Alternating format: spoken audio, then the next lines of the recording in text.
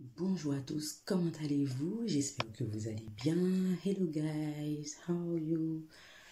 I hope everything is okay for you. Bonjour à tous, comment allez-vous? J'espère que vous allez bien. Bienvenue sur Yelen Infostyle. Welcome to all my new subscribers. Ça fait longtemps que j'ai pas posté de vidéo. Vous savez qu'en ce moment, on est en plein crise sanitaire, pandémie, dans plusieurs pays en Europe, que ce soit la France, que ce soit l'Italie, que ce soit l'Espagne, États-Unis, Canada. Enfin, c'est le monde entier qui est concerné par le coronavirus, une pandémie mondiale. Donc, je vis en France, on est en stade 3, on est confiné chez nous, on ne peut pas trop bouger, trop faire d'activités. Et les écoles sont fermées, donc nos enfants sont avec nous à la maison. Donc c'est un travail à organiser. On ne peut pas être disponible tout le temps pour faire des vidéos. Donc là, je vous fais cette vidéo parce qu'il est encore tôt. Les enfants dorment. Sinon, dans la journée, ils font tellement de bruit que je ne peux même pas vous faire une vidéo tranquillement dans le silence. Donc voilà, prenez les précautions, respectez les consignes des gouvernements de vos pays. Lavez-vous les mains régulièrement. Ne sortez pas, restez chez vous au maximum. Pas de contact, évitez.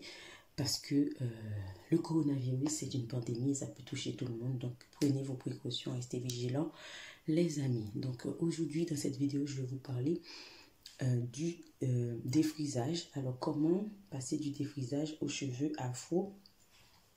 Beaucoup de personnes m'ont posé cette question, un message privé Facebook ou Instagram. Donc, je me suis dit que faire ce genre de vidéo est important parce que beaucoup de filles ont peur de ce passage, surtout de cette fameuse période de transition entre les cheveux afro, entre le défrisage vers les cheveux afro. Donc aujourd'hui, je vais vous expliquer plusieurs choses. Alors il y a 3 questions qui reviennent souvent.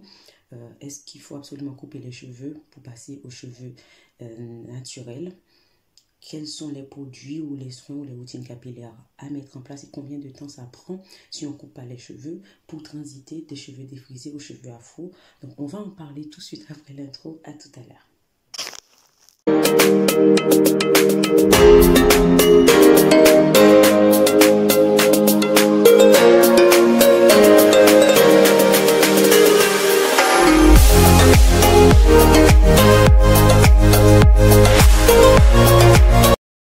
Donc, tout d'abord les amis, vous devez savoir que les cheveux défrisés sont très déshydratés, souvent, parce que le défrisage a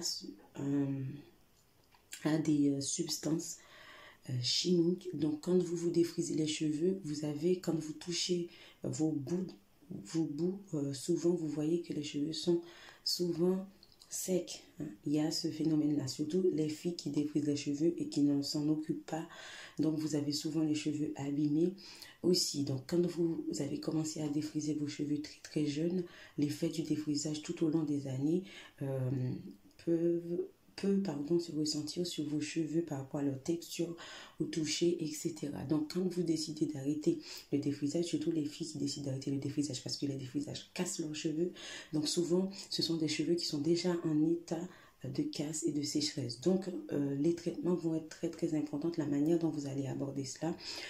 Donc, tout d'abord, je vais répondre aux 3 questions et on va vous parler de plus en détail des routines capillaires. Tout d'abord, non, vous n'avez pas besoin de couper vos cheveux pour passer aux cheveux naturels, sauf si vous êtes impatiente et que la période de transition vous fait extrêmement peur. Vous pouvez décider de les couper. Vous pouvez attendre d'avoir un petit peu de repousse à un niveau quand même, pour avoir quand même un afro et couper le reste des cheveux qui ont encore le défrisage. Beaucoup de filles font cela. Moi aussi, fait également, comme vous voyez sur cette photo, quand je les avais coupés, quand j'avais le défrisage tout en haut, et après mes cheveux maintenant. Donc là, mes soeurs et moi, on a tous coupé nos cheveux aussi. Je l'ai fait d'ailleurs parce que je perdais trop de cheveux suite à une coloration. Donc j'avais tellement trop, mes cheveux défrisés à l'époque étaient extrêmement abîmés. Donc j'ai tout coupé, mais j'ai pas coupé les cheveux dans l'idée que la transition me faisait peur. J'ai coupé les cheveux parce que je perdais énormément de cheveux suite à une mauvaise décoloration de mes cheveux. Il fallait que je les coupe pour que ça repousse de manière saine. Et en repoussant, j'ai aimé mon afro. J'ai plus voulu redéfriser. C'est comme ça que j'ai commencé l'afro d'ailleurs. C'était pas le phénomène nappy ou etc. Donc, quand vous décidez de passer aux cheveux afro, il faut prendre ce temps de mettre en place votre routine capillaire. Donc, si vous coupez vos cheveux, il va falloir prendre soin des cheveux qui repoussent dans une routine capillaire pour avoir les cheveux qui vont repousser beaucoup plus rapidement et de façon plus saine. Donc, d'avoir les beaux cheveux aussi, c'est important. Si vous décidez de les garder et de faire la transition, donc il va falloir mettre en place aussi des routines capillaires. Donc, vous n'avez pas besoin forcément de les couper, c'est un choix. Et combien de temps il faut pour transiter 3 à 4 mois environ, ça dépend de la longueur de vos cheveux. Plus vous avez les cheveux longs, plus ça peut être long si vous voulez récupérer toute votre longueur. Si vous avez les cheveux courts ou mi-longs, ça peut être entre 3 à 4 mois. Donc, il y a aussi des idées reçues de certaines personnes qui disent que laver les cheveux avec du coca, ça peut accélérer. Laver les cheveux avec la bière, ça peut accélérer. Je ne saurais pas vous confirmer sur ces choses-là parce que ce sont des astuces qu'on donne sur les réseaux sociaux que moi, je ne peux pas vérifier la fiabilité parce que je ne les ai jamais personnellement testées. Tout d'abord, lorsque vous faites votre période de transition, vous allez mettre en place une routine capillaire. Dans cette période de transition, vous avez la partie des cheveux qui sont encore défrisés. Vous avez la partie des cheveux naturels qui sont entre votre cuir chevelure et une partie de votre longueur. Donc, il va falloir vous occuper des deux. Donc, c'est là que certaines femmes ont des difficultés. Donc, vous mettez en place une routine capillaire. Tout d'abord, il faut connaître la nature de vos cheveux. Vous connaissez bien, j'avais fait une vidéo sur les natures des cheveux, je vous mettrai le lien en commentaire, vous pourrez aller voir pour savoir quelle nature de cheveux que vous avez, il y a une vidéo là-dessus. Il faut savoir aussi si vous avez les cheveux à forte porosité ou à faible porosité, j'ai aussi une vidéo là-dessus sur ma chaîne, je vous mettrai le lien en commentaire, vous allez pouvoir aller regarder pour savoir si vous avez les cheveux à forte porosité ou à faible porosité, parce que les huiles et les beurres, les crèmes, les vasines ne sont pas les mêmes selon si vous avez les cheveux à forte porosité qui absorbe l'hydratation, qui a du mal à garder l'hydratation, et à faible porosité, le contraire, mais qui a d'autres difficultés aussi à respecter. Donc, quand vous allez mettre en place votre routine capillaire, vous connaissez votre type de cheveux, donc vous allez mettre en place votre routine capillaire, il faut le faire. Donc, qu'est-ce que c'est qu'une routine capillaire? C'est la façon dont vous allez traiter vos cheveux, la fréquence et les produits, qu'est-ce que vous allez utiliser sur vos cheveux pendant cette période. Les filles, quand vous êtes en transition, il ne faut pas laver vos cheveux trop souvent parce que vous savez que vous avez une partie de cheveux qui a encore le défrisage, vous avez l'autre partie à la racine et sur une partie de votre longueur où vous avez encore les cheveux naturels qui remontent. Donc, si vous vous lavez les cheveux trop souvent, vous allez manipuler les cheveux et dans cette manipulation-là, vous pouvez perdre énormément de cheveux dans votre partie de cheveux qui devient naturelle. Vous aurez des nœuds, donc c'est extrêmement difficile dans le démêlage. Donc, il ne faut pas les laver trop souvent, il faut les laver une fois tous les 2 semaines. Si vous ne pouvez pas supporter, une fois par semaine, mais vraiment de façon très méthodique. Tout d'abord, il faut faire un pré-pou. Un pré-pou, c'est un avant-shampoing. Pourquoi c'est important de faire un avant-shampoing? Parce que beaucoup le savent et d'autres pas, que quand vous mettez les shampoings sur votre cheveu, ça a un agent agressif aussi. Il y a l'auresulfate, pour ceux qui connaissent, qui agresse les cheveux, qui les assèche, c'est une substance chimique.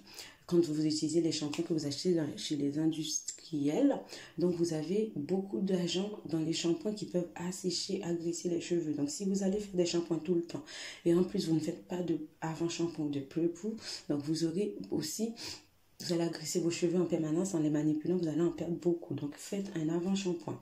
Qu'est-ce que c'est? C'est un conditionneur que vous allez mettre sur vos cheveux en les massant délicatement, en les laissant poser un petit peu, qui va agir, qui va stopper la casse, qui va les hydrater, qui va les rebooster avant le shampoing. Donc, quand vous mettez le conditionneur, vous pouvez le laisser entre 1 heure à 12 heures, selon votre patience, selon le temps que vous avez. Ou vous pouvez faire ce qu'on appelle un bain d'huile. Le bain d'huile, c'est ce que vous allez faire 12 heures avant votre shampoing ou 24 heures ou la veille, le jour d'avant, pour le lendemain. Donc, c'est très important. Comment vous le faites? Vous mettez de l'huile et vous massez vos cheveux de la racine jusqu'aux pointes. Si vous faites un bain d'huile à base de beurre, comme beurre de karité ou d'autres beurres, vous prenez 2 cuillères de ce beurre-là, vous mettez dans un récipient et vous faites bouillir de l'eau et vous mettez le récipient dans l'eau qui est en train de bouillir. Donc, vous le faites en bain marine. Donc, vous récupérez l'huile en côtelette et vous massez vos cheveux de la racine jusqu'aux pointes. et vous les tressez en gros, vous attachez pardon, avec un foulard, vous allez dormir le lendemain. Là, vous faites votre shampoing.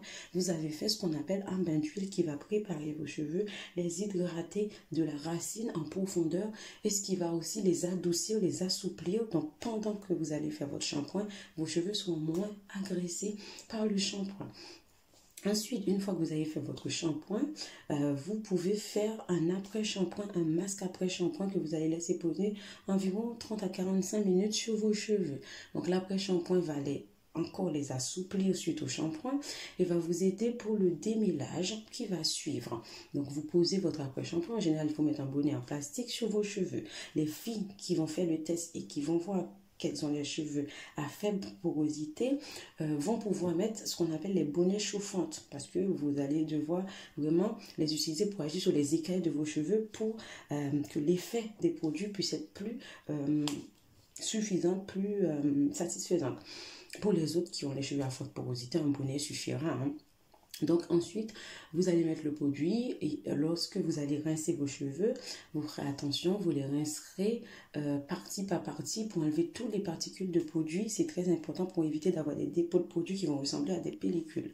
Lorsque vous allez shampoiner vos cheveux, vous allez diviser vos cheveux en 4 parties. Vous allez les laver partie par partie et faites des grosses tresses. Ensuite, vous allez les rincer. Si vous mettez un après-shampoing sans rinçage, lorsque vous allez les rincer, vous pouvez garder les grosses tresses, hein, après le shampoing. Donc vous rincez et là vous allez détresser portion par portion. Vous rajoutez votre après-shampoing sans rinçage. Vous massez de la racine jusqu'au point. Vos cheveux seront assouplis. Vous n'aurez plus besoin de rincer. Donc ce sera un gain de temps. Donc ensuite, vous allez pouvoir les hydrater avec vaseline ou baume coiffant. Donc, si vous avez les cheveux très durs, très résistants comme moi, 4C, à forte porosité, c'est mon cas, donc vous mettez des huiles. Donc, vous pouvez tout à fait utiliser un peu d'huile de carapate mélangée avec un peu de vaseline. Vous passez, vous massez au niveau de votre racine et votre longueur qui sont déjà en train de devenir naturelles. Ça va vous aider à les démêler plus facilement et ça va moins résister quand vous allez passer le peigne et ce sera beaucoup plus agréable pour vous. Il y a une astuce que vous pouvez utiliser le soir avant de dormir, les filles. Vous pouvez masser vos cheveux avec de l'huile d'olive. Donc ça va aussi les rebooster, les revitaliser. Autre chose aussi, j'ai dit qu'il fallait les shampooiner. Vaut mieux les shampooiner une fois toutes les 2 semaines.